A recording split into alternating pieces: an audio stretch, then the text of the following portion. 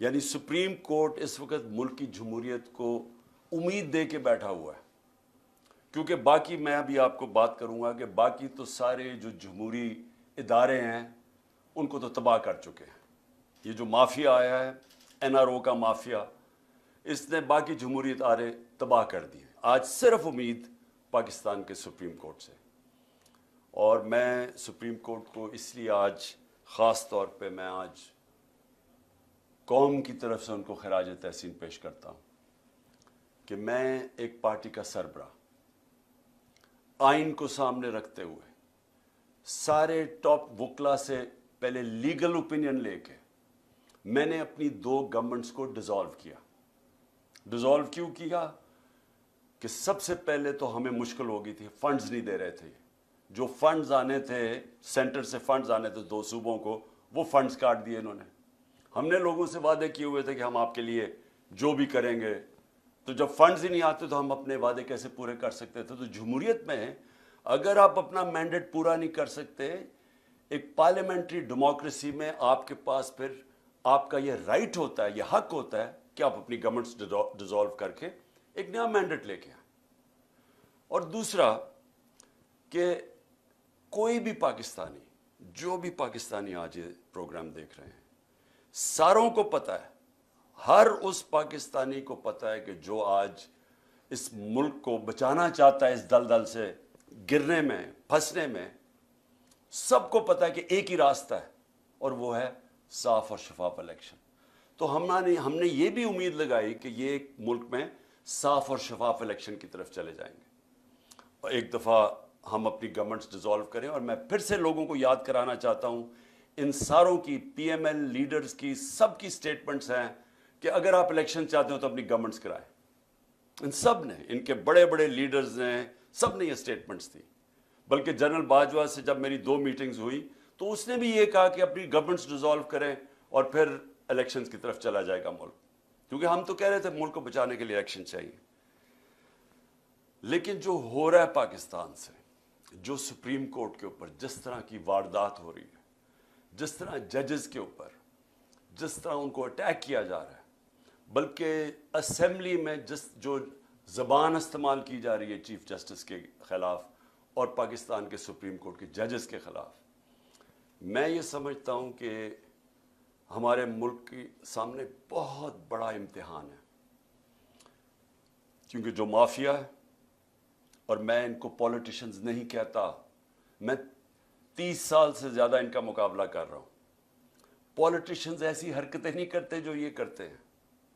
Mafia کرتا یہ ہے کہ یا خریدتا ہے آپ کو، اور یہ انہوں نے بے تحاشا رشوت کا استعمال کیا ہے، اور پھر یا پھر یہ آپ کو ڈراتے ہیں، دھمکاتے ہیں، بلیک میل کرتے ہیں، جہازوں سے تصویریں پھینکتے ہیں ننگی اپوزیشن لیڈر کی، یا وہ پھر ان کو ٹیپس بناتے ہیں، پھر ان کے گندی ٹیپس ان کو دکھانے کے لیے اور ہر قسم کا بلیک میل کرنے کی کوشش کرتے ہیں۔ تو یہ مافیاز کرتے ہیں، یہ پولیٹیشنز نہیں کرتے۔ تو انہوں نے ابھی اسمبلی میں اب پھر ایک اور نیب امینڈمنٹ آ رہی ہے، اور امینڈمنٹ نیب یہ کیوں آ رہی ہے؟ کوشش یہ کر رہے ہیں کہ کسی طرح انہوں نے جو NRO لی ہے 2، جو پہلی نیب امینڈمنٹ کر کے، ان کو خوف ہی آیا ہوا ہے کہ کہیں جو عدالت میں نے کیس کیا ہوا ہے نیب امینڈمنٹس کے خلاف کہ 1100 ارب روپے اپنا معاف کروا رہے ہیں، تو جو کیس کیا ہوا ہے ان کو خوف ہے کہ اگر وہ سپریم کورٹ نے ان کی امینڈمنٹس کو رد کر دیا، جو انشاءاللہ ہونا چاہیے، کیونکہ دنیا میں اس کی کوئی مثال نہیں ہے کہ وہ پولیٹیشنز جن کے اوپر 1100 ارب روپے کے کرپشن کے کیسز ہیں، وہ آ کے قانون پاس کریں اور ہر شپ کے اندر اپنی کرپشن بچ جائے۔ اس کی کوئی دنیا میں مثال نہیں ہے۔ یہ کہیں بھی دنیا کے اندر یہ قانون کے سامنے یہ رد کیا جائے گا۔ کیوں کیا جائے گا؟ سمپلی اس وجہ سے کہ پبلک کا کرپشن ہوتا ہے، پبلک کا پیسہ چوری کرنا۔ میرا کوئی پیسہ چوری کرے میں تو اس کو معاف کر سکتا ہوں، پبلک کا پیسہ چوری کرنا کوئی اجازت نہیں دے سکتا، کوئی ملک اجازت نہیں دیتا، نہ قانون اجازت دیتا ہے۔ تو لہٰذا انہوں نے اب ایک اور نیب امینڈمنٹ لے کے آ رہے ہیں، اور یہ میں آپ کو بتا دوں کہ یہ وہ کیبنٹ ہے، 60% کیبنٹ کے لوگ ضمانت پہ تھے کرپشن کیسز پہ، اور جو اس وقت پرائم منسٹر بیٹھا ہوا ہے یہ اور اس کے بیٹے کو یہ انڈر ٹرائل تھے, ان کو سزا ہونے والی تھی. 16 ارب روپے کا جو مقصود چپراسی کا جو ایف آئی اے کا کیس تھا, اور 8 ارب کے جو انہوں نے منی لانڈرنگ کی تھی, 8 تو 24 ارب روپے کے کرپشن کے کیسز تھے جن کے اوپر ان کو سزا ہونے والی تھی. جنرل باجوہ نے ایک انڈرسٹینڈنگ دے کے تب بچایا شہباز شریف کو اور اس کو اوپر بٹھایا, کیونکہ شہباز شریف سے انڈرسٹینڈنگ یہ تھی کہ جنرل باجوہ کو یہ ایکسٹینشن دلوائے گا. یہ ساری ایکسٹینشن کے لیے اس نے کیا اور انہوں نے اپنے آپ کو بچانے کے لیے. وہ اور بات ہے کہ نواز شریف اڑ گیا, کیونکہ نواز شریف تو بھولتا نہیں ہے. وہ جب تک امپائر اس کے ساتھ نہ ہو وہ اس کو سمجھتا ہے کہ وہ اس کے خلاف ہے. اس کو کوئی نیوٹرل امپائر کی اس کے ذہن میں سمجھ نہیں آتی, کیونکہ وہ جمخانہ میں بھی جب میچ کھیلتا تھا پہلے اپنا امپائر کھڑا کرتا تھا, وہ اس کے لیے چیٹنگ کرتا تھا. وہ امپائر اس کو پسند تھا. کوئی امپائر جو دیانتداری سے کام کرے اس کو وہ افورڈ نہیں کرتا تھا. تو اس نے جب پینما کے اندر سزا ہوئی نواز شریف کو, تو وہ کبھی نہیں بھولا کہ وہ سمجھا تھا کہ جو 2 بریگیڈیئرز تھے جے آئی ٹی کے اندر ان کی وجہ سے سزا ہوئی ہے, اور وہ کبھی اس نے معاف نہیں کیا, اس لیے ایکسٹینشن نہیں ملی. تو اب میں آتا ہوں کہ جو موجودہ حالات ہیں. موجودہ حالات اب یہ ہیں کہ 1 سال سے اس ملک میں کیا ہو رہا ہے. 1 سال میں ہمارے ملک سے جو کھیل کھیلا جا رہا ہے وہ صرف ایک ہے کہ جنرل باجوہ نے سازش کر کے ان پی ڈی ایم کے لوگوں کے ساتھ اور پھر ساتھ امریکنوں کو کہہ کے حسین حقانی کے ذریعے کہ جناب عمران خان نے بڑا اینٹی امریکن ہے, تو اس کے کہہ کے گورنمنٹ گرائی. اس نے گورنمنٹ گرائی ایکسٹینشن لینے کے لیے. ان کو این آر او دلوایا اس نے, اور وہ این آر او جب مل گیا تو ان کا سب سے بڑا خوف اب یہ تھا کہ یہ پہلے پیسہ چوری کرو, اب پیسہ چوری کو بچاؤ, اور خطرہ یہ ہے کہ کسی طرح عمران خان اب واپس نہ آ جائے, کیونکہ یہ اتنی مشکلوں سے انہوں نے این آر او لیا تو ان کو خطرہ تھا کہ پیسہ پکڑا جائے گا. تو سارا ملک سے جو ہو رہا ہے وہ یہ یاد رکھیں, میرے پاکستانیوں یاد رکھیں کہ صرف اور صرف یہ اپنی چوری بچانے کے لیے یہ ملک کا سارا نظام تباہ کر رہے ہیں. اور جو افسوس ہے مجھے کہ ہمارے ملک میں وہ لوگ ہیں جو ملک کے محافظ ہیں, جن کے پاس پاور ہے, جو اسٹیبلشمنٹ ہے, وہ جا کے ان کے ساتھ کھڑی ہو گئی ہے. اور یہ مل کے ہو کیا رہا ہے کہ ملک کا نظام تباہ کیا جا رہا ہے, صرف اور صرف کسی طرح عمران خان نہ آ جائے واپس. تو اگر آپ کو یہ سمجھ آ جائے تو پھر آپ کو سب سپریم کورٹ کے اوپر کیوں حملہ ہو رہا ہے, الیکشن کیوں نہیں کروا رہا ہے, کیوں نہیں پیسہ الیکشن کے لیے ہے, کیوں جناب سیکیورٹی پرابلم ہے, کیوں جناب سارے ادارے ختم کر رہے ہیں, کیوں کیئر ٹیکر گورنمنٹ, یہ سارا آپ کو سمجھ آ جائے گی. ایک 1 پوائنٹ ایجنڈا ہے, عمران خان نے نئی الیکشن موقع دینا جیت کے آئے, کیونکہ اگر وہ آ گیا تو یہ ساری جو ان کی چوری ہے وہ پکڑی جائے گی, وہ واپس پھر کیسز کھل جائیں گے, اس کا ڈر ہے. بس ساری جو موٹیویشن ہے وہ ادھر سے شروع ہوتی ہے. تو اس سے سارے ہمارے آج جمہوری ادارے جو میں نے آپ کو شروع میں کہا تھا سارے تباہ ہو رہے ہیں. ایک ایک کر کے ادارے کو انہوں نے کمزور کیا. آتے ساتھ ہی انہوں نے ایف آئی اے کو ختم کیا, کیونکہ ایف آئی اے میں شہباز شریف کے کیسز تھے. پہلے وہ ڈاکٹر رضوان کو اس کو پتہ نہیں کیا کیا, وہ بیچارے ہارٹ اٹیک سے مرا, پھر سارے گواہ مارے, 4 گواہ تھے جو سارے ہارٹ اٹیک سے مر گئے آتے ساتھ ہی. اس کے بعد انہوں نے نیب کے اوپر ایک پہلے اپنا چیئرمین لے کے آئے, کیونکہ 8 ارب روپے کے وہاں بھی کیسز تھے. پہلے اس کو وہ جو اپنا نیب کا چیئرمین لے کے آئے اس نے بھی آخر میں ہاتھ کھڑے کر دیے, اس نے کہا میں یہ نہیں آپ کے لیے کام کر سکتا. وہ بھی اس نے جا کے ریزائن کیا. اب ایک اور جنرل صاحب کو لے کے آئے ہیں کہ جناب اب آپ نیب کا صرف کام رہ گیا ایک ہی چیز کہ کسی طرح اپوزیشن کو ہمیں کیسے دبانا ہے. سارے ان کو معاف کر دیے کیسز 1100 ارب روپے کے. اب کیسے اپوزیشن کے خلاف انتقامی کاروائی کرنی ہے. ایف آئی اے کا کیا کام رہ گیا, ان کے کیسز ختم کر کے ہمیں ہمارے خلاف کیسے انتقامی کاروائی کرنی ہے.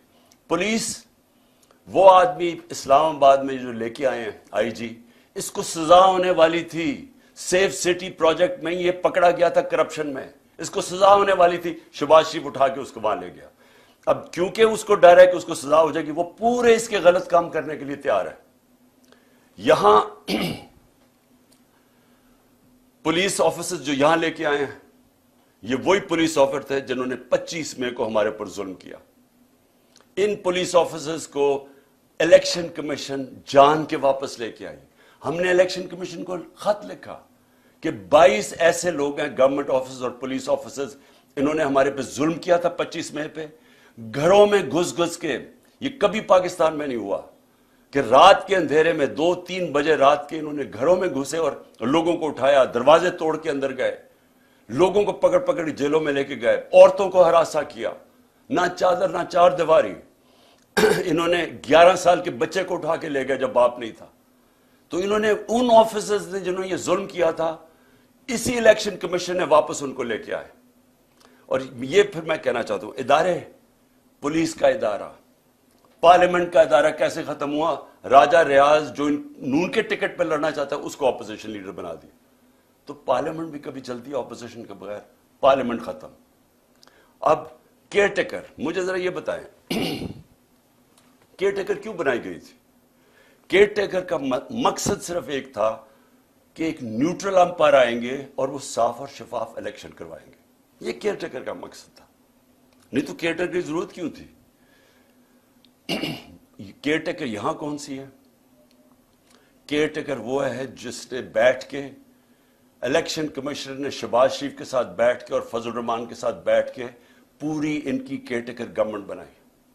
और ये हैंडलर्स ने साथ बैठ के ये जो पंजाब की गवर्नमेंट और केपी की बनाई है केयर टेकर, सारे हमारे मुखालफिन को लाके केयर टेकर गवर्नमेंट में बिठा दिया।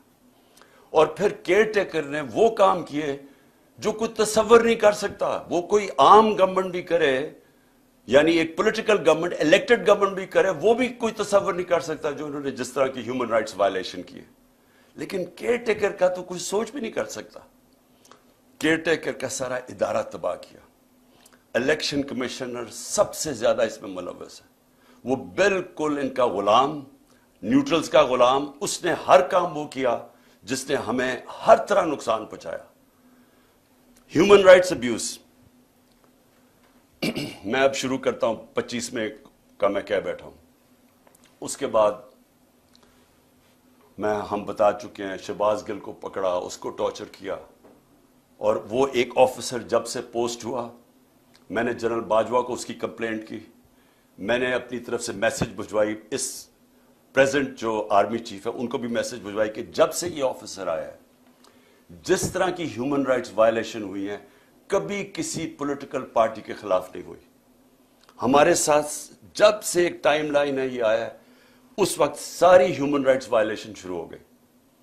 शहबाज गिल को जब उठाया, अगवा किया, 2 दिन रखा, टॉर्चर किया, नंगा किया, उसको पता नहीं क्या क्या उसके ऊपर किस किस्म के गलीज जुल्म किए। उसको जब वो इतना, अभी तक शहबाज गिल पूरी तरह रिकवर नहीं किया, जिस तरह के उसके ऊपर फिर एक के बाद दूसरे केसेस किए। तो ये नहीं कि एक केस किया, उसके बाद और केसेस करते गए। और जो शहबाज गिल ने कहा था, एग्जैक्टली वही बात ख्वाजा आसिफ ने कही है, उसको तो कोई पूछता नहीं है। और जिस तरह फिर आजम स्वाति को उठाया गया, आजम स्वाति ने क्या कहा था कि एक ट्वीट की थी कि general Bajwa thank you for NRO 2, कि आपने ये पहले NRO 1 मुशर्रफ ने दिया था, आपने NRO 2 दे दिया। सारी कौम को पता है जनरल बाजवा ने दिया, और हमें यह भी पता है अपनी एक्सटेंशन के लिए दिया था। लेकिन जब वो उसने दिया, ये एक ट्वीट की, उसके घर 3 बजे रात के उसके ग्रैंड चिल्ड्रन यानी पोते पोतियों के सामने उसको मारा, फिर उठा के लेके गए, उसको फिर नंगा किया, फिर उससे ये तशद्दुद किया, फिर रिकॉर्डिंग की, उसकी तस्वीरें बनाई। और वो जो उसकी फिल्म बनाई है वो दिखाई गई है। हमारे एक MP ने मुझे खुद बताया कि जब उसे कह रहे थे PTI छोड़ के दूसरी तरफ चले जाओ, तो उसकी तस्वीर दिखाई, ये तुम्हारे से हो सकता है। और यहां रुके नहीं, सोशल मीडिया के लोगों को पकड़ा, कईयों को पता ही नहीं था, कोई जो ट्वीट करता था, जो लगता था कि वो PTI का, उसको पकड़ लेता था, उनको इसी तरह तशद्दुद किया। वो जमील फारूकी एंकर, उसको पकड़ लिया, उसको नंगा किया। और उसके बाद जो अरशद शरीफ से हुआ, जिस तरह वो मुल्क से किया, कौन किन लोगों ने धमकियां दी, वो सब सबके सामने है।